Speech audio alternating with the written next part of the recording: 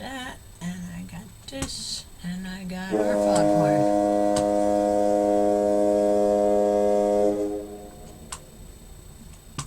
Good evening.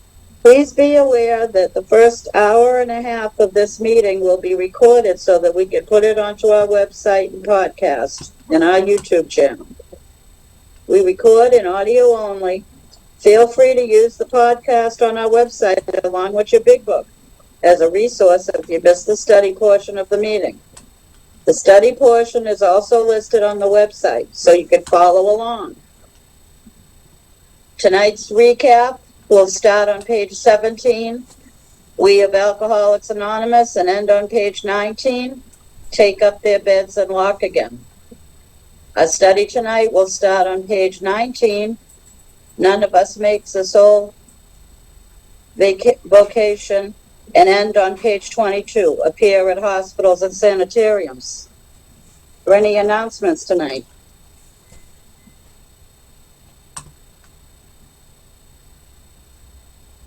Hi, family. My name is Jamie. Very grateful, recovered alcoholic, and good to have you all with us tonight. We had our district meeting on Sunday for District 40, which this group happens to be part of. I will continue. We had elections, and Trish will continue to be our district secretary. And we will bring things through to the group as necessary that are relatable. I will continue to be DCM and not only represent this group, but 4 other groups at Assembly. And if you happen to be in Tennessee this weekend, there's the 2025 convention held in Manchester, Tennessee. If you're interested, shoot me a message. I'll let you know where it is. And we will have a group conscience coming up. Trish will give you those dates, and we will also have a trusted servants meeting the week before, which I think is probably next weekend, to discuss what's going to be on our agenda prior to going into Assembly. So that's it from me. Thank you. Thank you, Jamie. And good evening, everyone. I'm a recovered alcoholic, and my name is Trish. Welcome to the Lppbbsg Primary Purpose Big Book Study Group. To prepare for our Big Book study, let's get focused by having a 3-minute moment of meditation, followed by our family's fog light prayer. And I'm a recovered alcoholic, and my name is Lisa. Thanks for joining us tonight. We're going to start the meditation in a minute, so please take a moment and get situated. Please be aware of background noises when you are unmuted and sharing, as to not distract yourself or others. We suggest we all observe proper Zoom etiquette. If you wouldn't do it in a live meeting, please don't do it here. A friendly reminder, absence of profanity offends no one. Please keep yourself muted during someone else's share. We will call on you in the order the hands are raised. From the foreword to the first edition of Alcoholics Anonymous, we of Alcoholics Anonymous are many thousands of men and women who have recovered from a seemingly hopeless state of mind and body. To show other alcoholics precisely how we have recovered is the main purpose of this book and of this group. For the meditation, some suggestions are: focus on your breath and posture. Breathe in God and breathe out self. Take this time to reconnect with God, let the craziness of the day drift away, and ask God to help you focus on the study. And let's bring in those cute little monks.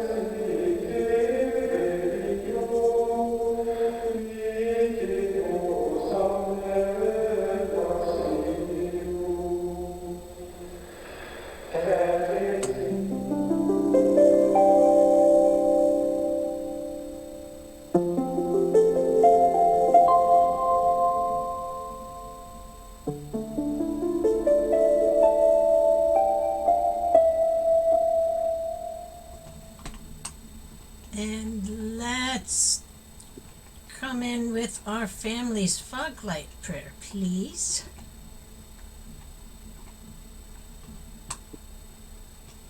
God, let your love shine through us like a fog light, so that those who are lost, sick, and dying can find your love through us. Amen.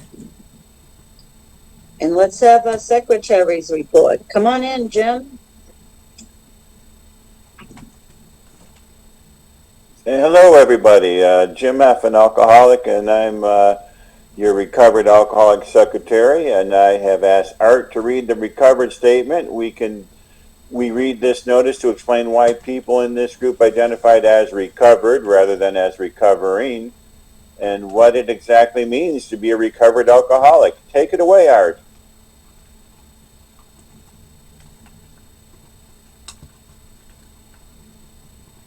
Hello everybody, my name is Art. I'm a grateful recovered alcoholic, and this is our recovered statement. We are not cured of alcoholism. Recovered but not cured, that presents a conflict to some alcoholics. If we were cured, we would be able to drink responsibly. Though we're not cured, the alcoholic reaction, the allergic to reaction to alcohol will remain with us for a lifetime. But we have been restored to sanity. That was the problem. The main problem with the alcoholic centers in his mind rather than in his body, page 23. We are now sane where alcohol is concerned. Consequently, we have recovered. Thank you, Art. Thank you for joining us tonight. We meet every Tuesday starting at 5:30 p.m. Central Time with the Gerbil Fellowship Cage, where we chatter for an hour before start of the meeting. Feel free to bring side dishes to share with the buzzards. Our Big Book study starts promptly at 6:30 p.m. Central Time, and we ask that you be courteous and ready to begin at the sound of the foghorn. We take our Big Book study seriously. Because of this, chat will be disabled during the study. In the 1940s, when the only elements to sobriety were God, a Big Book, and one recovered alcoholic working with an untreated alcoholic, the success rate was as follows. From the foreword to the second edition of Alcoholics Anonymous, page XX. Of alcoholics who came to AA and really tried, 50% got sober at once and remained that way. 25% sobered up after some relapse. And the remainder, those who stayed on with AA, showed improvement. Can we have a show of hands of people joining us for the first time? Welcome, And Paul. Welcome. Thank you. And then the recovered alcoholics, these are your potential sponsors. And is anyone celebrating a milestone this week?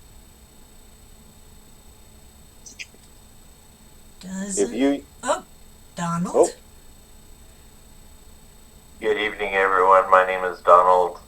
And I maybe jumping the gun, but this coming Sunday, October 26th, I will be celebrating 11 years of continuous sobriety. Way to go, and come back next week for your chip. Way to go, Donald. Thank you. All right. Wow. And if you should require a Big Book of your own, we have large print editions available that can be sent to you by buzzard mail. Delivery time questionable. Please remember to practice our seventh tradition by donating to the group address, Venmo or PayPal posted in the chat. Our suggestion is to purchase a Big Book and take an untreated alcoholic through the program of recovery. Please visit our website posted in the chat. Thank you. See you next week. Thank you, Jim. From Chapter 2, there is a solution. The tremendous fact for every one of us is that we have discovered a common solution. We have a way out on which we can absolutely agree and upon which we can join in brotherly and harmonious action. This is the great news this book carries to those who suffer from alcoholism. This is an open meeting, and as such, all who have an interest in alcoholism and program of recovery are welcome. Because this is an open meeting, you need not identify yourself, nor your reason for being here if you do not wish to do so. Your anonymity will be protected. We ask that you protect ours. While this is an open meeting, membership in this group is limited to those who wish to recover from alcoholism and have a desire to stop drinking for good and all. Each member of Alcoholics Anonymous is a potential sponsor of new members and should clearly recognize the obligations and duties of such a responsibility. Before we begin our study of the Big Book, last week we reviewed Tradition 2. Tonight, let's take a quick look at Tradition 3. Please refer to page 562 of Alcoholics Anonymous. Is Jamie available? Nope, I got that one tonight. All right, so Trish is going to be our traditionalist. Come on in, Trish. Thank you. So, Tradition 3, the short form. The only requirement for AA membership is a desire to stop drinking. And the long form. Our membership ought to include all who suffer from alcoholism. Hence, we may refuse none who wish to recover, nor ought AA membership ever depend on money or conformity.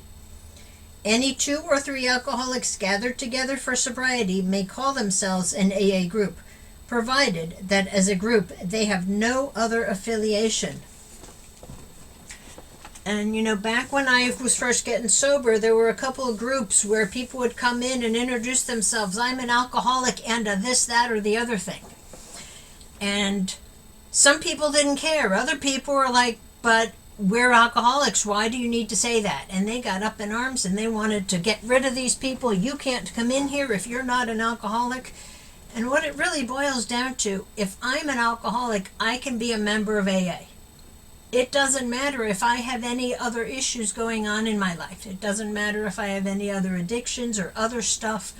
I don't necessarily have to introduce myself as I'm Trish. I'm an alcoholic and I remember one lady used to introduce herself and she was this, and had 5 different things she listed off. And by the time she was done listing it, we all kind of lost track of what it is she was trying to say in the first place.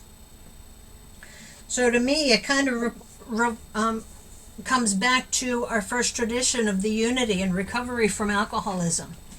If I need to recover from alcoholism, I am welcome in these rooms and I can say I am an AA member. If I choose to pick up a drink and not be recovering, I am no longer an AA member until such time that I walk back in the rooms and say I want to recover, I am an AA member again. That other stuff, there's over 200 other 12-step programs that deal with that other stuff, and that doesn't really matter here. Our focus here is on alcoholism and recovery. It doesn't mean I can't talk to somebody outside of the rooms or with a sponsor about that stuff. But when I'm in a meeting, I need to respect our traditions and focus just on AA conversations. I remember one year I invited 2 friends of mine to my anniversary, and both of them were more active in another program. But when they shared, you never would have known that because they respected AA, they respected the traditions, and they shared on their experience with alcohol and not with the other substances and the other things that they were also in recovery from. So, I can be an AA member when I say so. All I need is a desire to stop drinking. I don't need a desire for other things. Once I walk in the room and say, I want to stop drinking and I'm a member, I'm a member. Thank you.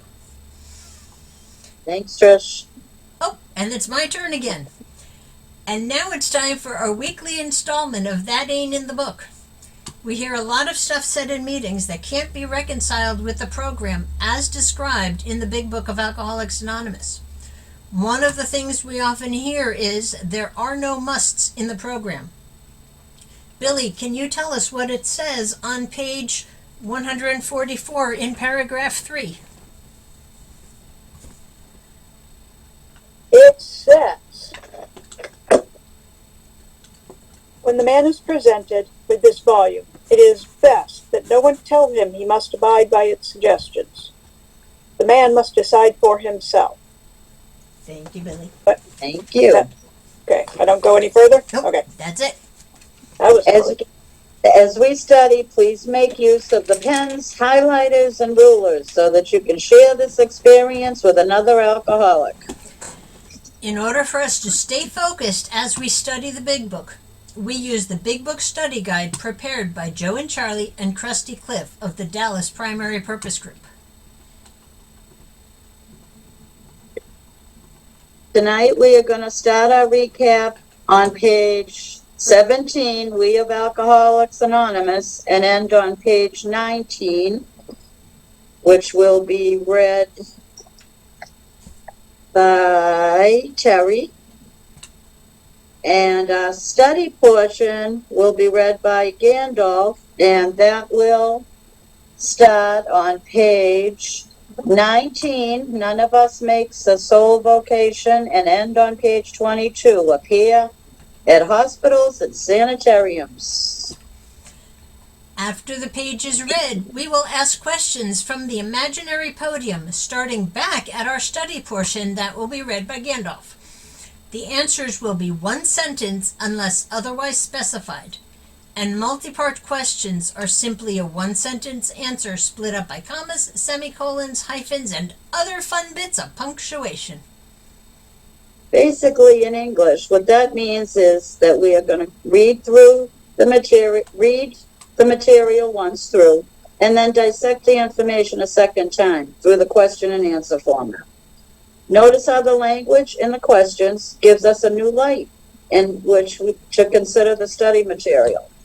This is important because hearing the question and rereading the content offers a definite way of comprehending the material covered. After we've completed the study, we open up for comments, questions, and observations based on what was just read. If you have spiritual experiences with this information, you are free to share. Please keep your share on topic and under 5 minutes. And at the 5-minute mark, you may hear a timer beep to let you know that your time is finished and to please finish up your thought so that the next person can come in and share. However, Big Book study is not therapy. Should you begin sharing on topics which are more appropriately discussed in a different setting, like with your sponsor, please do not be offended when we cut the conversation short and send the buzzards nipping at your heels.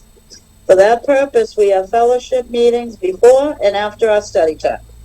You can never go wrong by commenting on the pages studied, which brings us to the words of one of the co-founders of Alcoholics Anonymous. Sobriety, freedom from alcohol, through the teaching and practice of the 12 steps, is the sole purpose of any Alcoholics Anonymous group. And how we arrived at this point. We didn't just open to this page and start there. This meeting started in person at Jamie's house in 2020. And when COVID hit, went to Zoom and remained that way. So this is a 96-week Big Book study. And we are in our 5th year of being a group and our 4th season of going through the book. We study with the question and answer format, starting at the title page, and we read right through to page 164, including the preface, the forewords, the doctor's opinion, Bill's story, Dr. Bob's nightmare.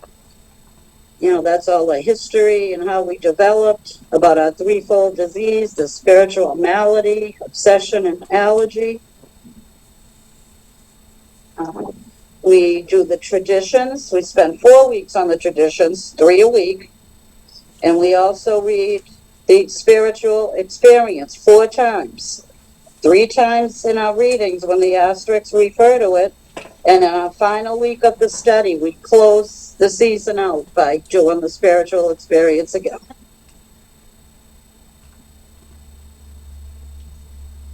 Thank you, Lisa. Before done. Before we start the recap, we will need 5 or 6 virtual hands raised if you would like to be one of our answer readers. And just a reminder, please be aware that the first hour and a half of this meeting will be recorded so we can put it onto our website and our YouTube channel. So Terry, please come on in with our recap. Jim was going to say something. Jim, do you? Oh, He's he got was it. raising his hand. Okay. Okay, Terry, recovered alcoholic, chapter 2, there is a solution. We have Alcoholics Anonymous know thousands of men and women who were once just as hopeless as Bill. Nearly all of them have recovered. They have solved the drinking problem. We are average Americans. All sections of this country and many of its occupations are represented, as well as many political, economic, social, and religious backgrounds. We are people who normally would not mix, but there exists among the fellowship a friendliness and an understanding which is indescribably wonderful. We're like passengers of a great liner the moment after rescue from shipwreck, when camaraderie, joyousness, and democracy pervade the vessel from steerage to captain's table. Unlike the feelings of the ship's passengers, however, our joy in escape from disaster does not subside as we go our individual way. The feeling of having shared in common peril is one element in the powerful cement which binds us, but that in itself would never have held us together as now we are joined. The tremendous fact for every one of us is that we have discovered a common solution. We have a way out on which we can absolutely agree and upon which we can join in brotherly and harmonious action. This is the great news this book carries to those who suffer from alcoholism. An illness of this sort, and we have come to believe it an illness, involves those about us in a way no other human sickness can. If a person has cancer, all are sorry for him and no one is angry or hurt, but not so with alcoholic illness, for with it there goes annihilation of all things worthwhile in life. It engulfs all whose lives touch the sufferers. It brings misunderstanding, fierce resentment, financial insecurity, disgusted friends and employers, warped lives of blameless children, sad wives and parents. Anyone can increase the list. We hope this volume will inform and comfort those who are or who may be affected. There are many. Highly competent psychiatrists who have dealt with us have found it sometimes impossible to persuade an alcoholic to discuss his situation without reserve. Strangely enough, wives, parents, and intimate friends usually find us even more unapproachable than do the psychiatrist and the doctor. But the ex-problem drinker who has found the solution, who is properly armed with facts about himself, can generally win the entire confidence of another alcoholic in a few hours. Until such an understanding is reached, little or nothing can be accomplished. That man who is making the approach has had the same difficulty, that he obviously knows what he's talking about, and his whole department shouts at the new prospect that he is a man with a real answer, that he has no attitude of holier than thou, nothing whatever except the sincere desire to be helpful, that there are no fees to pay, no axes to grind, no people to please, no lectures to be endured. These are the conditions we have found most effective. After such an approach, many may take up their beds and walk again. Thank you, Terry. And Donald, you want to come in for I'm the all study? right. I'm here. Donald, recovered but not cured alcoholic. Okay, none of us makes the sole vocation of this work, nor do we think its effectiveness would be increased if we did. We feel that elimination of our drinking is but a beginning. A more important demonstration of our principles lies before us in our respective homes, occupations, and affairs. All of us spend much of our spare time in the sort of effort which we are going to describe. A few are fortunate enough to be so situated that they can give nearly all their time to the work. If we keep on the way we are going, there is little doubt that much good will result, but the surface of the problem would hardly be scratched. None of us who live in large cities are overcome by the reflection that close by hundreds are dropping into oblivion every day. Many could recover if they had the opportunity we have enjoyed. How then shall we present that which has been so freely given to us? We have concluded to publish an anonymous volume setting forth the problem as we see it. We shall bring to the task our combined experience and knowledge. This should suggest a useful program for anyone concerned with a drinking problem. Of necessity, there will have to be discussion of medical matters, psychiatric, social, and religion. We are aware that these matters are, from the very nature, controversial. Nothing would please us so much as to write a book which would contain no basis for contention or argument. We shall do our utmost to achieve that ideal. Most of us sense that real tolerance of other people's shortcomings and viewpoints, and a respect for the opinions and our attitudes which make us more useful to others. Our very lives as ex-problem drinkers depend upon the constant thought of others and how we may help meet their needs. We may already have asked you may have already asked yourself, why is it that all of us became so very ill from drinking?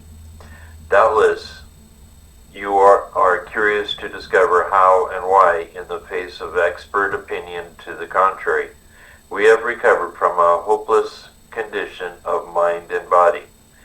If you are an alcoholic who wants to get over it, you may already be asking, what do I have to do?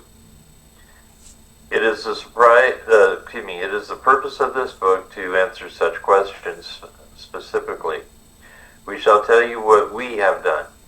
Before going into a detailed discussion, it may be well to summarize some points as we see them. How many times people have said to us, I can take it or leave it, why can't he? Why don't you drink like a gentleman or quit? That fellow can't handle his liquor. Why don't you try beer and wine? Lay off the hard stuff. His willpower must be weak. He could stop if he wanted to. She's such a sweet girl. I should think he'd stop for her sake. The doctor told him that if he ever drank again, it would kill him. But there he is, all lit up again. Now these are commonplace observations on drinkers which we hear all the time. Back of them is a world of ignorance and misunderstanding. We see that these expressions refer to people whose reactions are very different from ours. Moderate drinkers have little trouble in giving up liquor entirely if they have good reason for it. They can take it or leave it alone. Then we have certain type of hard drinker. He may have the habit badly enough to gradually impair him physically and mentally. It may cause him to die a few years before his time. If a sufficient strong reason, ill health, falling in love, change of environment, or the warning of a doctor becomes operative, this man can also stop or moderate, although he may find it difficult and troublesome and may even need medical attention. But what about the real alcoholic? He may start off as a moderate drinker. He may or may not become a continuous hard drinker. But at some stage of his drinking career, he begins to lose all control of his liquor consumption once he starts to drink. Here's a fellow who has been puzzling you, especially in his lack of control. He does absurd, incredible, tragic things while drinking. He is a real Dr. Jekyll and Mr. Hyde. He is seldomly mildly intoxicated. He is always more or less insanely drunk. His disposition while drinking resembles the normal nature, or his normal nature, but little. He may be one of the finest fellows in the world, yet let him drink for a day, and he frequently becomes disgustingly and even dangerously antisocial. He has a positive genius for getting tight at exactly the wrong moment, particularly when some important decision must be made or engagement kept. He is often perfectly sensible and well-balanced concerning everything except liquor. But in that respect, he is incredibly dishonest and selfish. He often possesses special abilities, skills, and aptitudes, and has a promising career ahead of him. He uses his gifts to build up a bright outlook for his family and himself, and then pulls the structure down on his head by a senseless series of sprees. He is the fellow who goes to bed so intoxicated he ought to sleep the clock around. Yet early the next morning, he searches madly for the bottle he misplaced the night before. If he can afford it, he may have liquor concealed all over his house to be certain no one gets his entire supply away from him to throw down the waste pipe. As matters grow worse, he begins to use a combination of high-powered sedatives and liquor to quiet his nerves so he can go to work. Then comes the day when he simply cannot make it and gets drunk all over again. Perhaps he goes to a doctor who gives him morphine or some sedative with which to taper off. Then he begins to appear at hospitals and sanitariums. Thank you, Donald.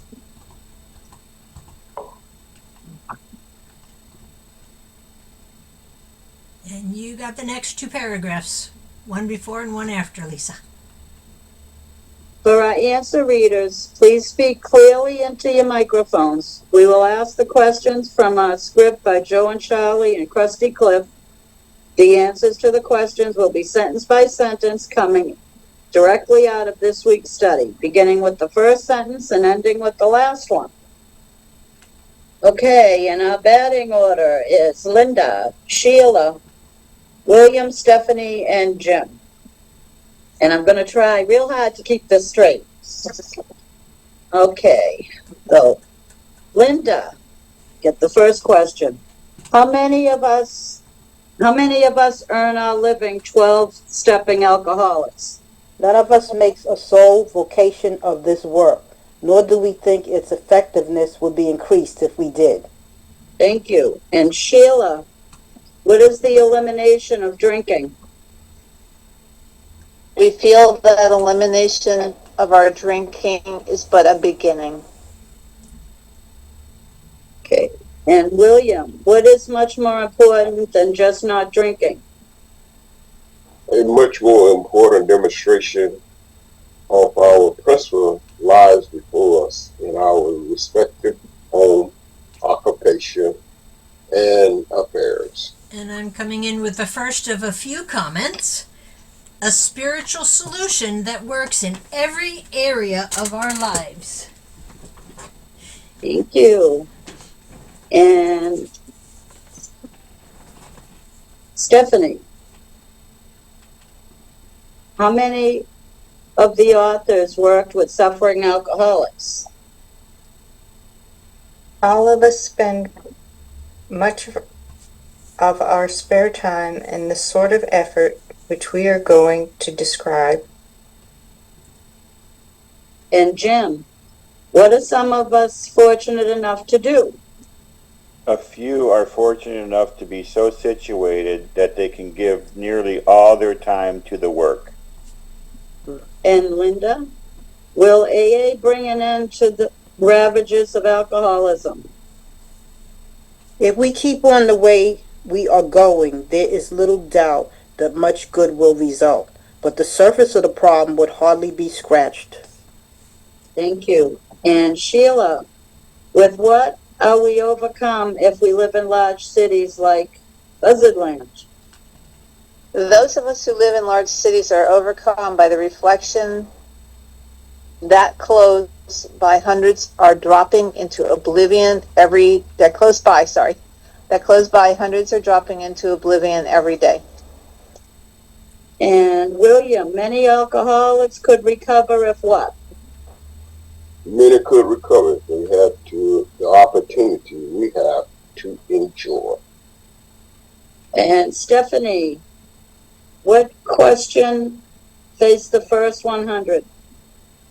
How then shall we present that which has been so freely given us? Thank you. And Jim, to what conclusion did the first 100 arrive as an answer to that question? We have concluded to publish an anonymous volume setting forth the problem as we see it.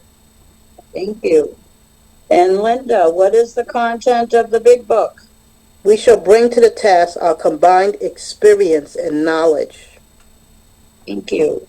Sheila, who could benefit from this accumulated experience and knowledge? This should suggest a useful program for anyone concerned with a drinking problem. Thank you. And Stephanie, what will be necessary to discuss? Of necessity, there will have to be discussion of matters medical, psychiatric, social, and religious. Thank you. And Jim, the authors were aware of what? We are aware that these matters are, from their very nature, controversial. Thank you. And Linda, what would really please the authors? Nothing would please us so much as to write a book which would contain no basis for continent or argument. Thank you.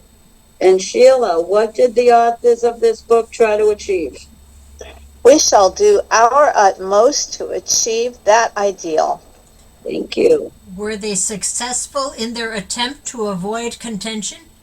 The answer is demonstrated by the wide acceptance of our program.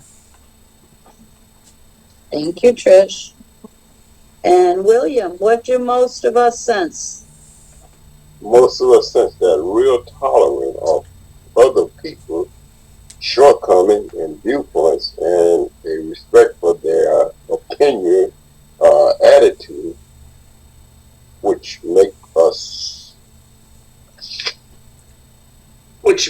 more useful to others. Thank you. And Stephanie, what is it that our very lives depend on? Our very lives as ex-problem drinkers depend upon our constant thought of others and how we may help meet their needs. Thank you. And Jim, what may you have already asked? You may already have asked yourself why it is that all of us became so very ill from drinking. Thank you. And Linda, what are you probably curious about? Doubtless you are curious to discover how and why, in the face of expert opinion to the contrary, we have recovered from a hopeless condition of mind and body. Thank you. And Sheila, if you are an alcoholic who wants to recover, what are you asking? If you are an alcoholic who wants to get over it, you may already be asking, what do I have to do? Thank you. And William, what is the specific purpose of this book? It is the purpose of this book to answer such questions specifically. Thank you. And Stephanie, what will the first 100 tell us in this book?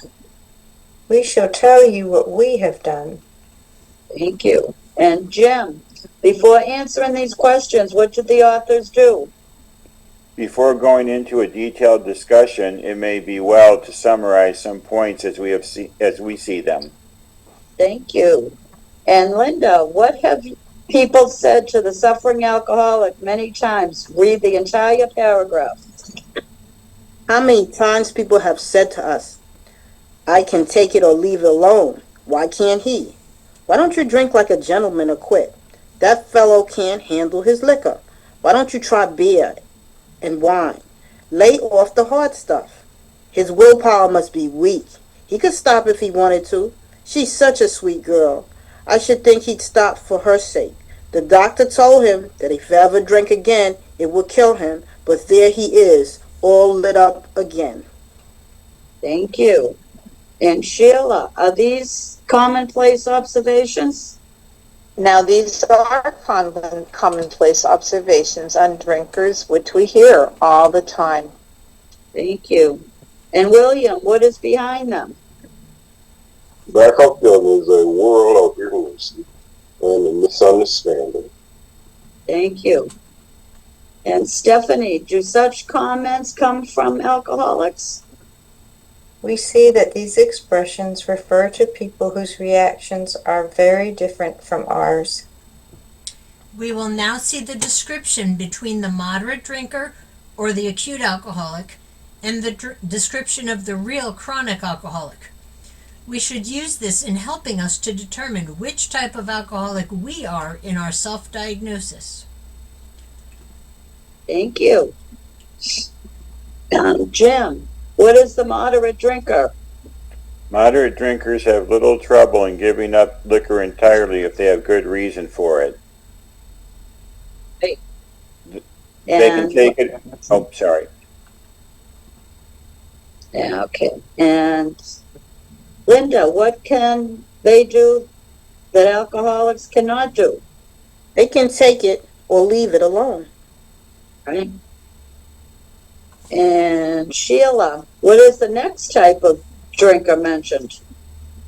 Then we have a certain type of hard drinker. Yeah. And William, could his habit be serious?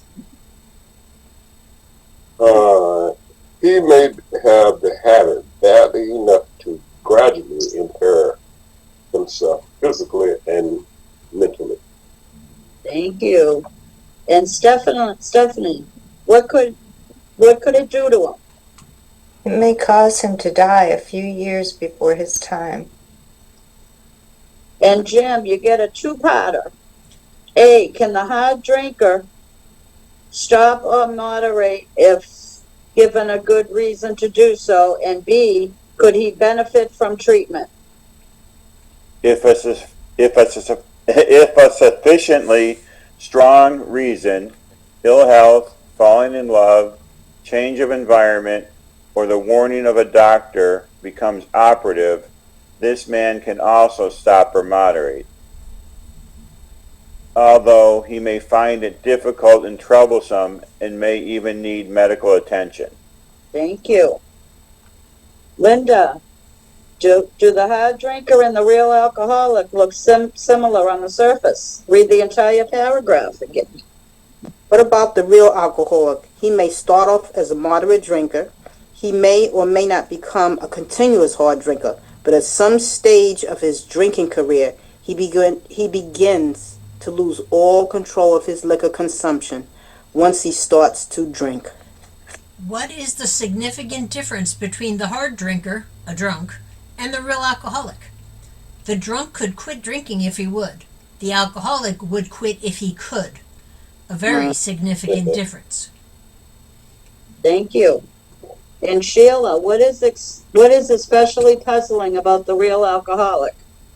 Well, what about the real alcoholic? You want me to read more? Next paragraph, here is. Okay. Oh my gosh. Did I get lost? I'm sorry. Here is a fellow. Oh, here is a fellow. I'm so sorry, guys. Here is a fellow who has been puzzling you, especially in his lack of control. Thank you. And William, Yeah. what does he do while drinking? He may not become a continual hard drinker, but No, I lost that. he does absurd, incredible. Pass me up. Go ahead, pass me. Okay, Stephanie, what does he do while drinking? He does absurd, incredible, tragic things while drinking. Thank you. And Jim, does the real alcoholic experience a change of personality when he drinks? He is a real Dr. Jekyll and Mr. Hyde. Robert Louis Stevenson, the author of Dr. Jekyll and Mr. Hyde, died of alcoholism. It is believed that this was his story. And Linda, is the real alcoholic usually only mildly intoxicated? He is seldom mildly intoxicated. Right. And Sheila, he is almost always in what condition? He is always more or less insanely drunk. Right, thank you. And William, are many real alcoholics decent people when sober? 2 sentences. His disposition while drinking resembles his normal nature, but no, he may be one of the finest fellows in the world. Right. Yep. And Stephanie, what happens when they drink? Yet let him drink for a day, and he frequently becomes disgustingly and even dangerously antisocial. Thank you. And Jim, at what is he a genius? He has a positive genius for getting tight at exactly the wrong moment, particularly when some important decision must be made or engagement kept. Thank you. And Linda, we got a 3-parter. A, is the real alcoholic a normal person in every way but one? And B, what is that one? And C, in this one respect, they are incredibly what? He is often perfectly sensible and well balanced concerning everything except liquor, but in that respect, he is incredibly dishonest and selfish. Okay. Here, the authors make a statement as to the truth about alcoholics. We are unbelievably selfish and dishonest. As we take and experience the steps, this will become very clear. Thank you. And Sheila, are most alcoholics talented people? He often possesses special abilities, skills, and aptitudes, and has a promising career ahead of him. Thank you. And William, you got a 2-parter. A, how does the real alcoholic use his gifts? And B, what does the alcoholic do to scuttle success? He uses his gift to build up a bright outlook for his family and himself, and then pull the structure down on his good by a senseless series of sprees. And Stephanie, should a drunk alcoholic sleep all day and all night? He is the fellow who goes to bed so intoxicated he ought to sleep the clock around. I can relate. And Jim, the alcoholic's sleep is interrupted for what reason? Yet early next morning, he searches madly for the bottle he misplaced the night before. Have you ever had to search for a bottle to get your day started? Oh, yeah. And Linda, you have a 2-parter. If an alcoholic has sufficient funds, what does he do? And B, why would he do that? If he can afford it, he may have liquor concealed all over his house to be certain no one gets his entire supply away from him to throw down the waste pipe. Right, thank you. And Sheila, you get another 2-part. A, when alcohol quits working, what do many alcoholics add to their drinking? And B, what do they hope to accomplish? As matters grow worse, he begins to use a combination of high-power sedative and liquor to quiet his nerves so that he can go to work. Have you ever used any high-power sedatives, over-the-counter medication, or any illicit drugs to go to work and function? Have you self-medicated to function daily? Yeah. And I believe, Jim, what follows this effort? Then come the day when he simply cannot make it and get drunk all over again. I'm sorry if I missed you, William. Okay, Stephanie, what is the next step to continue to be able to function? Perhaps he goes to a doctor who gives him morphine or some sedative with which to taper off. Thank you. And Jim, I believe you get the last question. Then where do the real alcoholics start winding up? Then he begins to appear at hospitals and sanitariums. Thank you all. And I want to jump in and thank you, Lisa. You did a wonderful job. It was her first night asking questions. Sorry. I'm like just... If you have experience with this portion of the book that was just read, please feel free to share. Please be mindful of your time and that others may have their hands raised and are waiting to share. A friendly reminder as we share, absence of profanity offends no one. We are now open for comment, questions, observations, and spiritual experiences based on what was just read.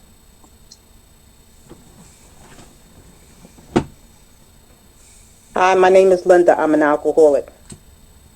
This chapter is so important. This chapter really, it delves deep into alcoholism and what is an alcoholic.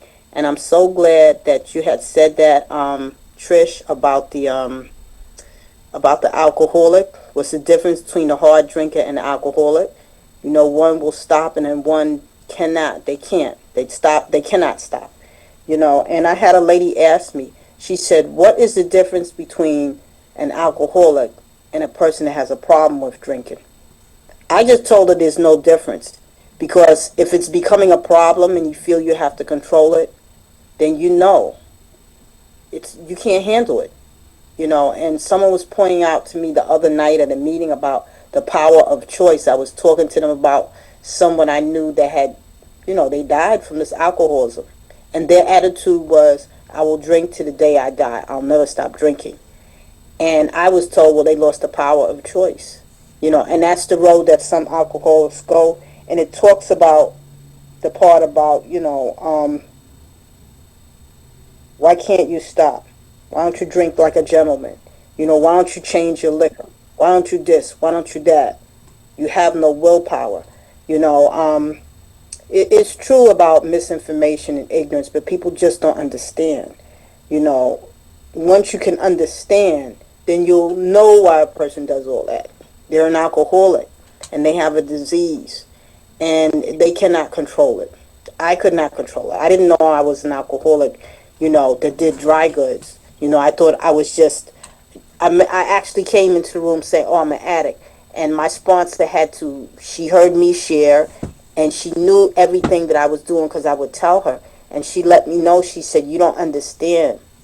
The first thing you picked up was alcohol, and that was the last thing you put down. And she said the alcohol was just a gateway for other things. She said it was just a gateway for other things. And she said that's what alcohol usually does. It will open up the floodgates for other insane, compulsive, obsessive behavior. She said this is a disease of more. You know, just grabbing and grasping and more. And this, that, you know, it's like a void. You know, and I remember one guy, what did he say? He said, I have a bottomless pit. I just keep drinking. That's it. I have a bottomless pit. You know, and he would like pride himself, you know, oh, I can drink anybody under the table, this and that.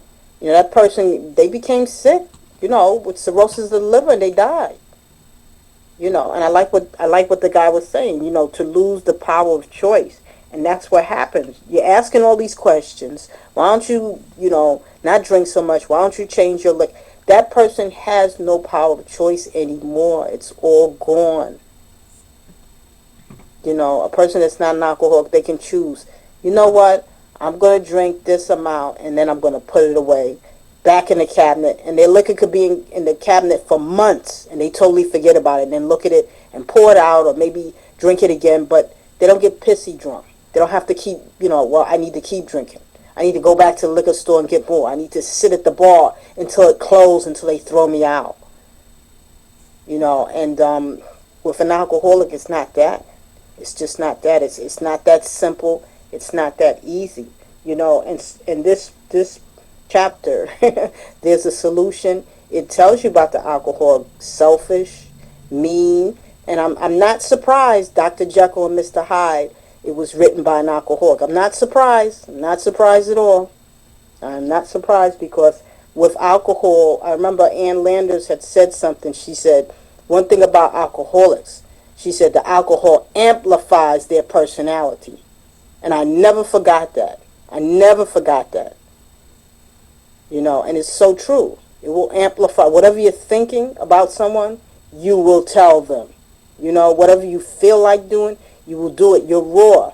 Like they say, the id, the super ego, and the ego, it will be the ego and it will do all. And it's just, like they say, just acting on instincts. Like one person told me, they said, were you raised by a pack of wolves? I said, when I was drinking, yeah, I act like it. I act like I didn't have a mother and father. The way my mentality, the things that I said, the things that I did, had an intelligent mother. She went to college. You wouldn't have thought that if you would have seen me.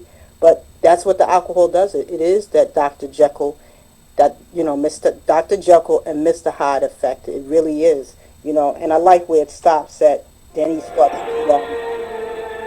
to visit sanitarium. I like how we stopped at that because that just went right through me. It really did. It went right through me like, oh my gosh. And I need to keep remembering about this because I'm an alcoholic. Thank you. Thank you, Linda. Who is next?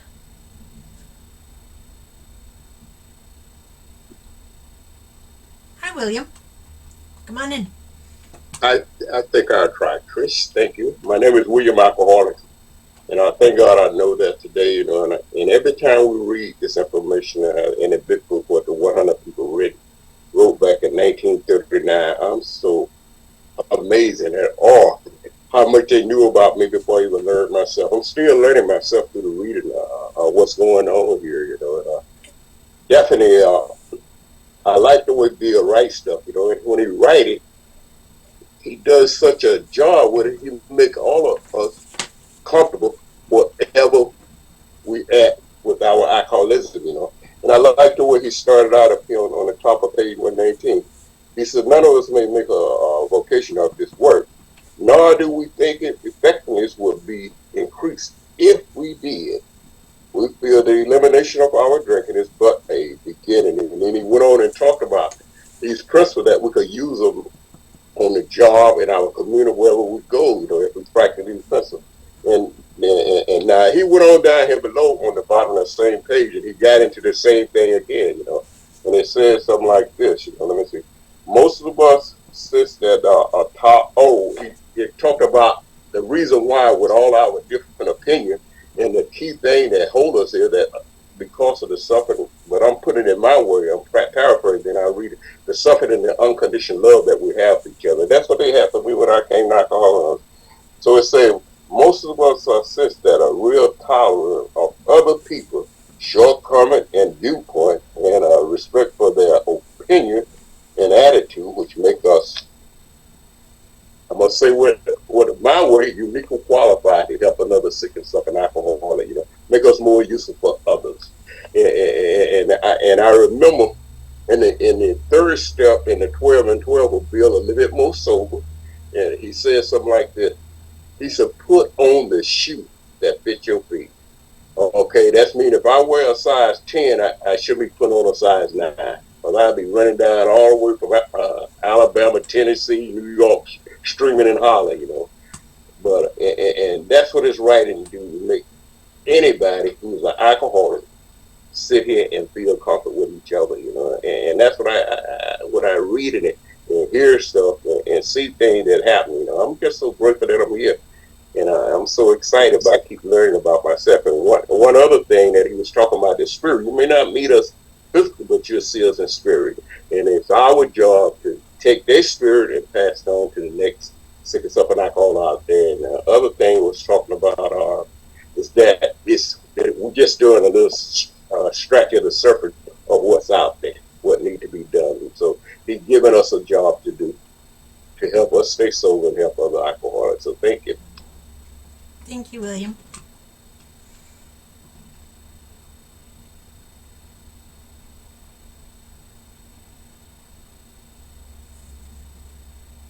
Who's next?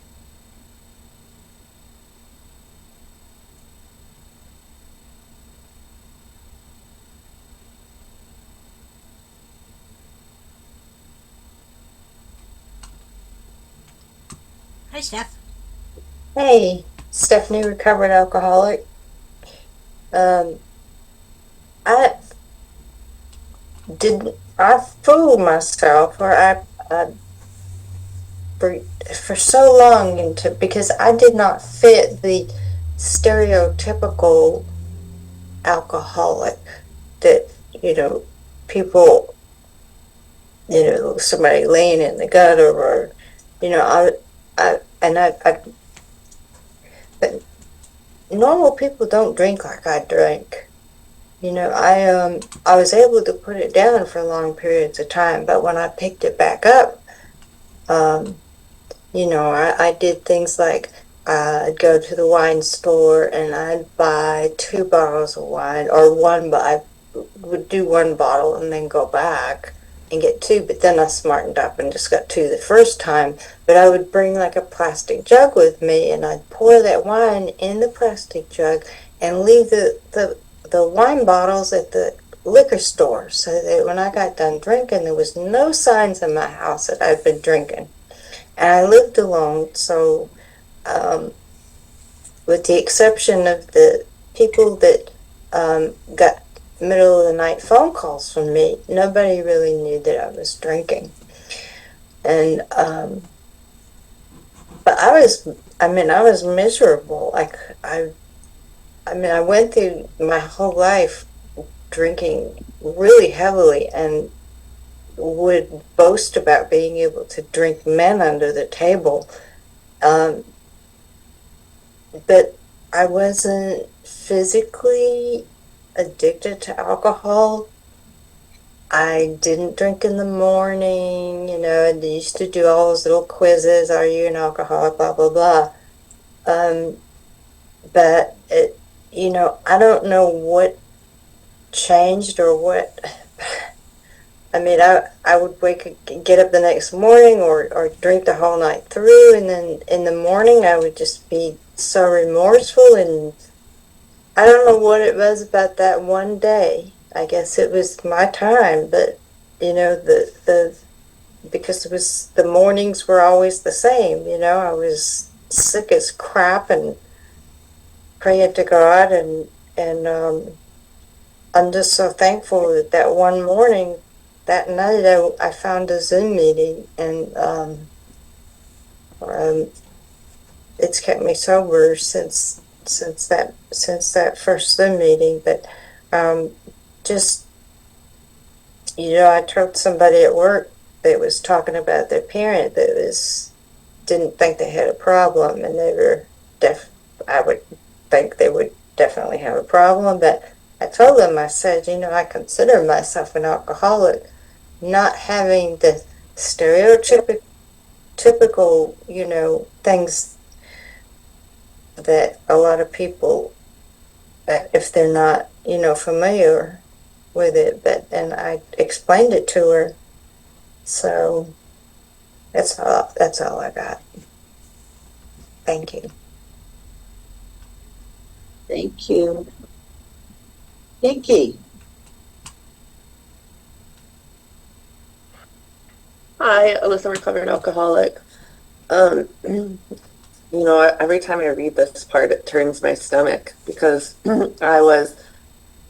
when I first read it, I'm like, well, I was the hard drinker.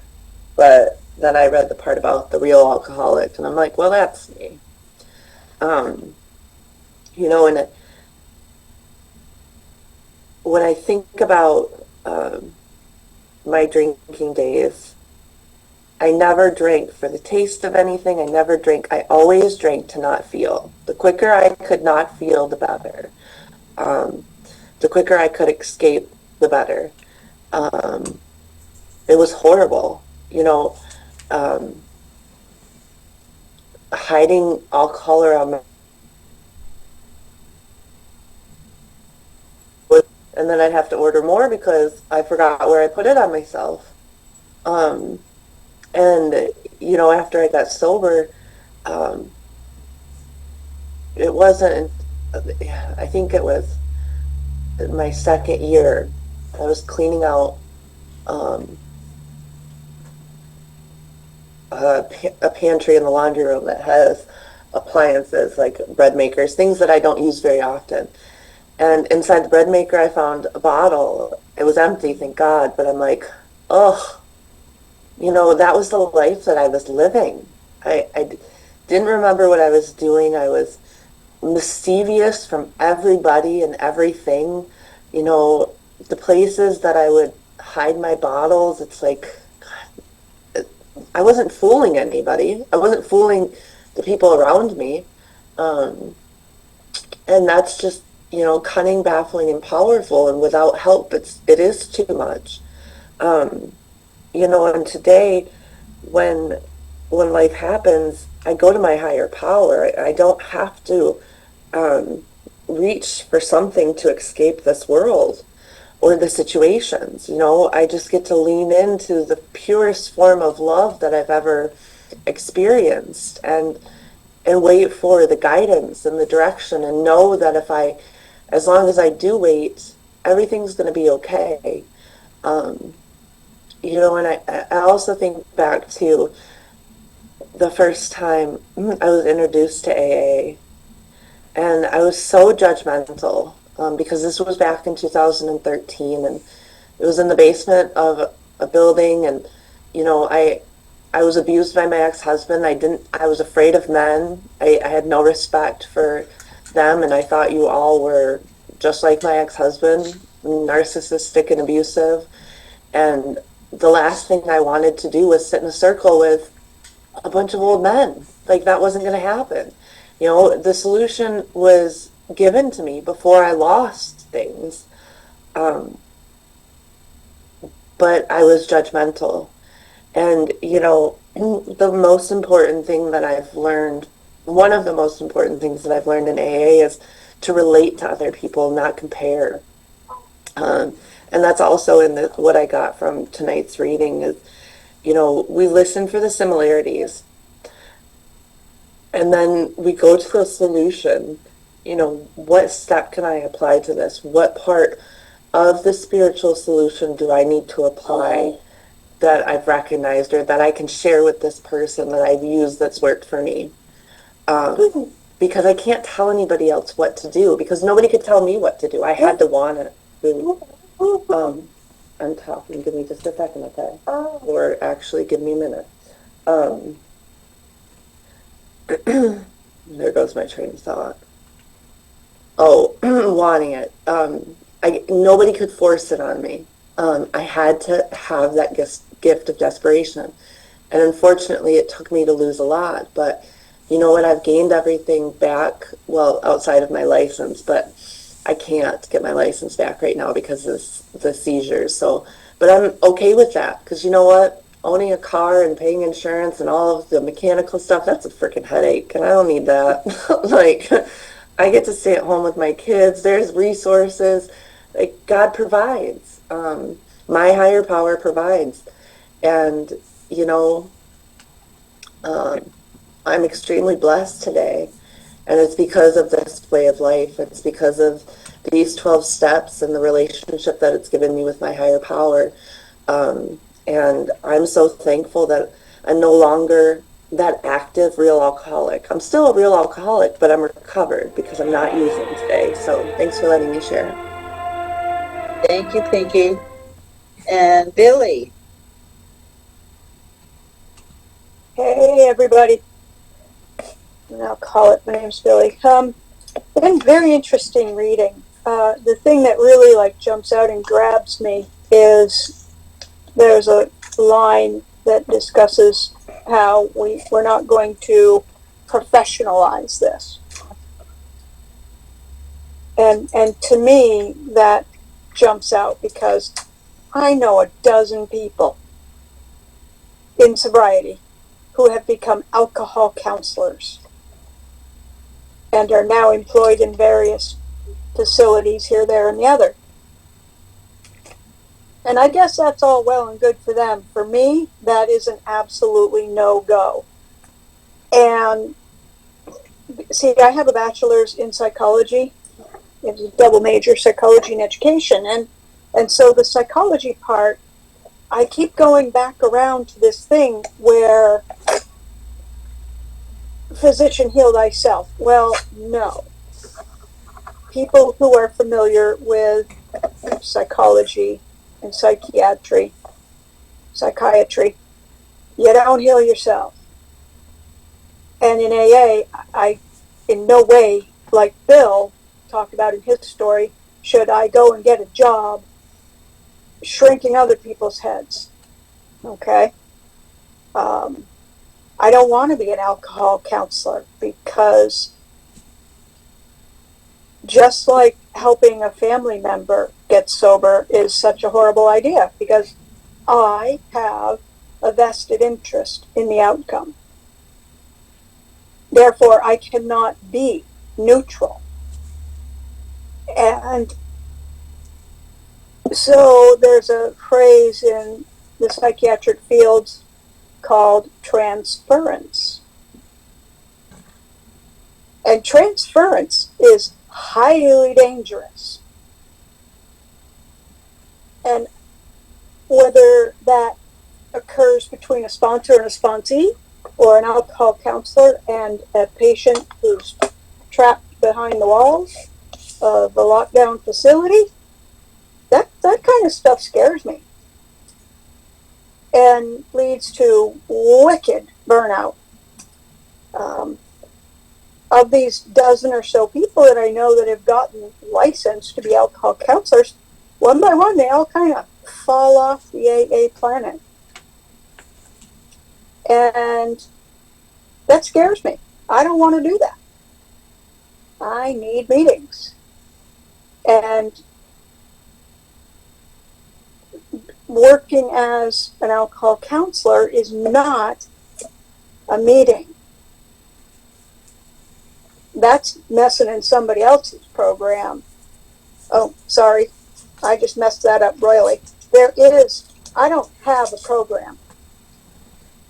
I have the program of Alcoholics Anonymous as it is laid out in the big book. Billy's program has Billy out in the streets drunk and creating chaos and mayhem and shenanigans. And so I only have the program, not mine.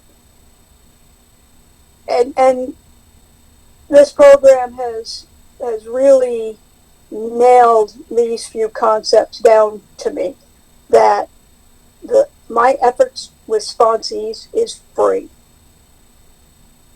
I don't take a paycheck for helping other people realize their own potential, because their potential is theirs, not mine. So am I grateful to the psychiatrists and psychologists and alcohol counselors that helped me as a newcomer? Yes. Yes. I met with one alcohol counselor for about 3 meetings, and then he took me to my first AA meeting, and that was the end of our quote-unquote professional relationship. Because it wasn't his job to shrink my head. It was his job to get me into AA and keep me out of jail and set me on the right track. And that's what he did. I see him all the time now, too. And we nod at each other and just keep on going. He knows I'm eternally grateful, because he knows I did not want to go to that meeting. Mm-hmm. I felt like he duped me, and I'm glad he did. Thanks. Thanks, Billy. And Trish. Thanks, Lisa, and good job tonight. I'm Trish, and I'm an alcoholic. And I love the way it started out the reading today. Well, the second sentence. We feel the elimination of our drinking is just a beginning. I stopped drinking long before I started getting into any of the work or any of the steps. I was not living in the solution, and while I didn't realize at the time why I was still kind of miserable, I know now that I was so miserable at that point because I really wasn't doing anything to help my problem, to solve or to move me towards recovery. Not drinking by itself is not going to get me into recovery. Working these steps will, or taking these steps will. But it was a beginning. And I hung around in meetings, and I got into service, and I got involved, and I got to know people. But it wasn't until I started the steps and started getting into the work, with a whole lot of fear, did I really start growing and start feeling like that I was starting to belong. I grew up in an extremely judgy family. Judgy of each other, judgy of ourselves, judgy of other people. It didn't matter who it was. So the part that jumped out at me tonight was the sentences that talk about most of us sense the real tolerance of other people's shortcomings and viewpoints and a respect for their opinions and our attitudes which make us more useful to others. Our very lives as ex-problem drinkers depend upon our constant thought of others and how we may help their needs. If I'm out there trying to help somebody, trying to take them through the steps, trying to take them to a meeting, just trying to be of service to them, I can't be sitting there judging them. Because it's not going to be an effective relationship. I know that, and they will know that, they will feel it. So if I'm truly trying to help someone as a friend, as a sponsor, as a sponsee, whatever, I can't be judging. Because I can't help them see what they need to do. I can't help them see what their next move is. I can't help them find what their next move is if I'm judging what they're doing. And it's not my place to judge anyway. Because I'm not walking in their shoes. I don't really know what they're going through. I don't really understand where their life is taking them. But if I'm judging, I can't be effective and I can't be helpful. And,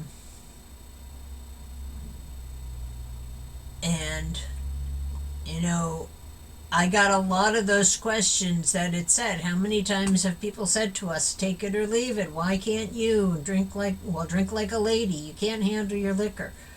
I tried to convince myself when I was first looking at the book, I was a moderate drinker. I wasn't a heavy drinker. I definitely wasn't an alcoholic. I didn't want to be here.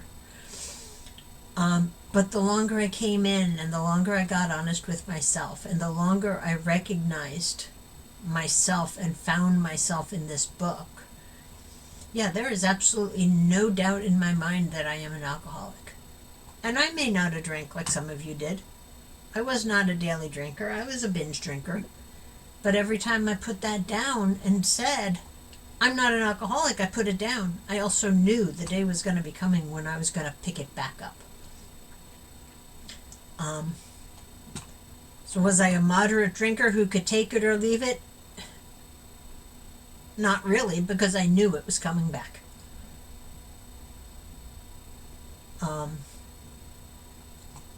But I had to find me in this book, and in order to find me in this book, I had to read the book. And it was a very long time before I started reading the book myself, outside of just sitting in a big book meeting where the book was being read. And so much of that was, we read a whole chapter and then we're going to going to talk about what's in it. Didn't leave a whole lot of time. I love the way we do it here with the question and answers, and only reading a page and a half, 2 pages maybe, because we can really dive deep into what it is that the book is trying to tell us. And when I look at this section of the book, it tells me without a doubt, if I had any question on whether I'm an alcoholic, that question's gone. That question is answered, because I know, because the book tells me, I'm an alcoholic from the way I drank and from the way I reacted to it. Thanks. Thanks, Trish. And Jamie. Good evening, family. My name's Jamie, very grateful, recovered alcoholic, and good to be with all of you tonight. Welcome to anyone who's joining us for the first time. And thank you to all the rest of you for keep coming back. And Lisa, you did an outstanding job tonight. I'm going to apologize in advance, folks, because I'm probably going to go a couple of minutes over. And under the current circumstances, I'm okay with that. So I'll ask for forgiveness now. To tonight's reading, the chapter, There is a Solution, is still all about the learning how to self-diagnose the only self-diagnosed disease in the world, alcoholism. The Doctor's Opinion, Bill's Story, There is a Solution, and more about alcoholism all the way up to page 44 are all about step 1. And it's got more pages dedicated to it than any other step. I think they're trying to tell me the importance of being able to recognize my alcoholism, because nobody else can diagnose me. Oh, there's lots of people that will try. But here's the deal with that. It doesn't stick until I diagnose me. And that's when it sticks. Tonight's reading, actually both parts of both readings, I was every bit, 100% the alcoholic that it described in tonight's reading. Absolutely everything. She's such a nice girl, you'd think he'd stop for her, so on and so forth. Every word resonates with me. And today it comes home, and it's okay, and I'm glad I'm healed, and I'm glad that, yes, I agree with Billy. There is only the program of Alcoholics Anonymous, not my program. Because if it's mine, I'm going to try and change it. But if it's the program, I'm more likely to follow it. So I got a message today from an ex-fiance's sister. And this is 45 years ago that I was in the relationship with this woman, that the Lord would be taking her home soon. And it was only a matter of time. And just prior to the meeting beginning, I got the message that she had passed and gone home to be with the Lord. And everything that we read in tonight's story is exactly all the stuff that I did when I was in that relationship with her. The hiding bottles, the drinking, the tapering off, I drink her parents' booze because we were living with her parents, and I'd drink her parents' booze, and I'd hide mine in the dresser out in the garage, and then I'd go drink mine, and then I'd go down to the liquor stores saying I needed a pack of cigarettes for a couple of more short dogs. That's the alcoholic I was. I am the guy that somewhere between the first sip of the first thimbleful and the bottom of the second one, the allergy kicks in, the phenomenon of craving kicks in, and I can't stop. And there is nowhere for me to stop.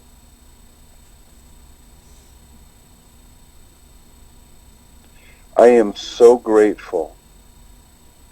I am so grateful that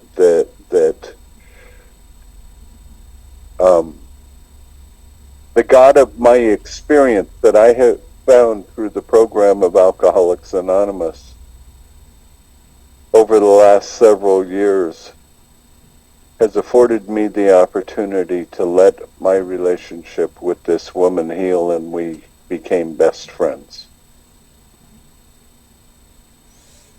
And I've had 3 great loves of my life, and she was the one in the middle. And I was able to make a proper, heartfelt amends. And through that, she was kind of practicing a new age Christianity in her life. And what happened because of my relationship with the God of my experience and my own personal faith in talking through things, she was able to find the real God. So I know that she went home in peace tonight. And I'm extremely, extremely grateful for that opportunity. A quick note about professionalism, vocation, so on and so forth. Driving a truck is my vocation in life. But because I don't have to sit at a desk, because I get to go to Zoom meetings, because I get to text, because voice texting, folks, don't freak out, because I get to take phone calls, because I can Zoom face-to-face with anybody anytime. I have the best job in the world because I get to focus on our primary purpose in Alcoholics Anonymous and carry the message of Alcoholics Anonymous, and literally get to work with people hundreds of hours through the year. What a phenomenal blessing that is. None of that would be possible without COVID. None of that would be possible without Zoom. So I've got the best paid job in Alcoholics Anonymous. The fact that I don't get paid. But I get to grow and deepen in relationships with people. I was thinking about it when Pinky was sharing the first time that we ever met. I popped into a Zoom meeting, and she almost booted me because she thought I was a troll because it came up Mr. Pickles. And at 6 o'clock in the morning, you come up with a name like that, you're generally up to something no good. And all I wanted to do was hear and share the message of Alcoholics Anonymous. If you're new to Alcoholics Anonymous, or even if you've been around for decades and you are struggling, there is a pathway. There is a pathway to complete whole forgiveness in our lives. Complete healing. I don't care what the outside issues are. I don't care if it's childhood abandonment or someone did something inappropriate. How do I know that? Because it happened to me.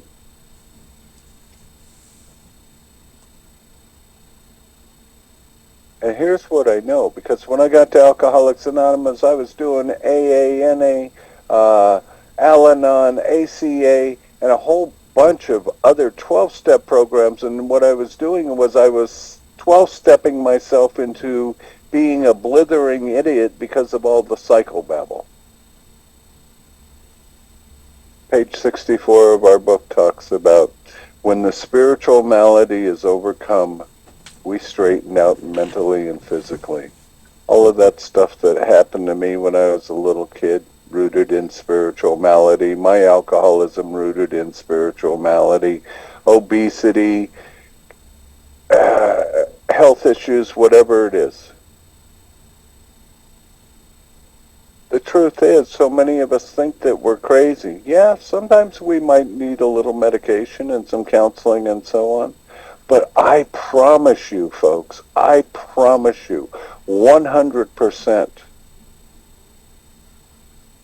that anything you believe is rooted in spiritual malady, if you will take the same process, our spiritual program of action, that will enable us to not pick up the first drink, that you can overcome any spiritual malady in life. And how do I know that? Because it's what's happened to me. Thank you. I love you all. God bless. Sorry for going over.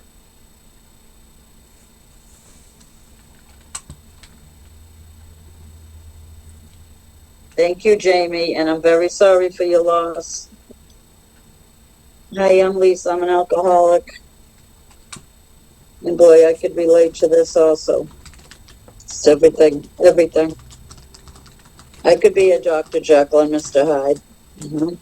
Usually I was a pretty calm drinker, but, you know, something could set me off. Something somebody said, or a song. You know, I was thinking about, we read this part, I was back living at home. I do remember that. And I was going to an AA meeting. This was in the beginning. It was probably in my 20s. And I moved back home again. My father just couldn't understand. Why do you have to go to a meeting? Why can't you just stop? And, you know, I know why. And I'm just learning this now, this past couple of years, you know, because of the hopeless condition of mind and body. You know, my distorted thinking. You know, you'd think and that's what I used to tell this to myself, you know, why can't I just thought I was horrible. Telling myself I was only going to have a couple up-teen times, and why, you know, doing it for my kids, and, you know, I didn't have that choice once I put it in my body. I meant it with every fiber of my being. But as soon as that touched my lips, I didn't have that choice. You know, this book is teaching me that. It's teaching me, it's the directions for living with alcoholism. You know, I'm really grateful tonight. I also wanted to tell Pinky, I hope your little girl gets better real soon. That's lousy. And I think that's it. And thank you for coming tonight. And I guess we had a meeting. So, am I doing the page 164, Trish? I will do 164, and then I will give it back to you to pray us out. So from page 164, our book is meant to be suggestive only. We realize we know only a little. God will constantly disclose more to you and to us. Ask Him in your morning meditation what you can do each day for the man who is still sick. The answers will come if your own house is in order. But obviously you cannot transmit something you haven't got.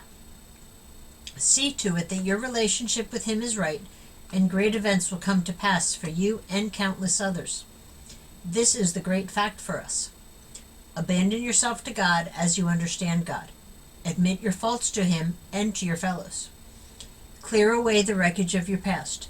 Give freely of what you find and join us. We shall be with you in the fellowship of the Spirit, and you will surely meet some of us as you trudge the road of happy destiny. May God bless you and keep you until then. Okay, and we'll close with a moment of silence for the alcoholic who's still suffering in and out of the halls. Here's your moment.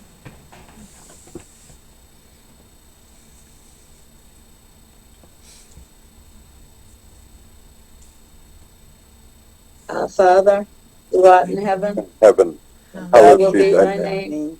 Thy kingdom come, thy will be done on earth as it is in as it heaven. is in heaven. Give us this day our daily bread, and forgive us our trespasses, as we forgive those who trespass against us. And lead us not into temptation, but deliver us from evil. For thine is the kingdom, the power, and glory forever and ever. Amen. Amen. Keep coming back. Thank you, everybody. Thank you, everybody. Thank you. Wonderful meeting. Thank Great How about meeting. Listen, Jamie? Great Thanks, shares, everyone. everybody, Great for shares. everyone. Good to see you, William. Listen.